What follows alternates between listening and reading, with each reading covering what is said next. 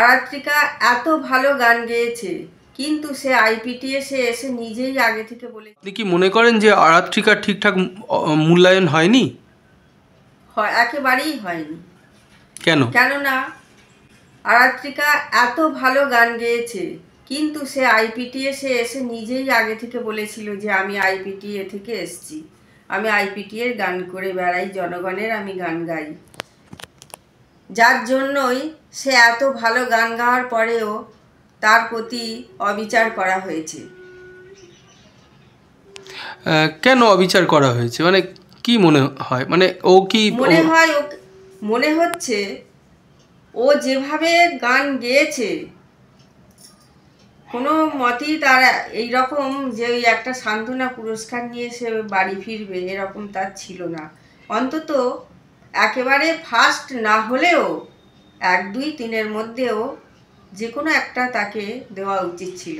না, এটা কেন মনে হয় যে ওর ওপর এটা করা হয়েছে? এটা করা হয়েছে একমাত্র সে রাজনীতি, আইপিটিএর গান করে মানে সে একটা রাজনীতির মধ্যে রয়েছে। তাদের কি আছে ওখানে? তো বিভিন্ন ওখানে তো তৃণমূল কংগ্রেসের নেতা নেত্রীরা ওই প্রোগ্রামে যায়, তারাও তো রাজনীতি দলের। তারা রাজনীতি হলে কি হবে? এখন তো শাসক শ্রেণী তারাই আছে, সেখান থেকে এখন সকলেই যাচ্ছে। তাদের দিক থেকে দেখবে না একটা বিপরীত দলের একটা মানুষ গেলে পরে তাকে দেখবে? কাকে আগে দেখবে? যার জন্যই তাকে তার ওপর এরকম অবিচার করা হয়েছে, এটা ঠিক হয়নি। যার জন্য আমি প্রত্যেককে বলে দেবো জি বাংলা চ্যানেল ছেড়ে দিতে। জি বাংলা চ্যানেলটা যেন আর রাখা না হয়। কেন? কারণ তারাও তো অবিচার করলো। কারা কেন অবিচার কিভাবে করলো?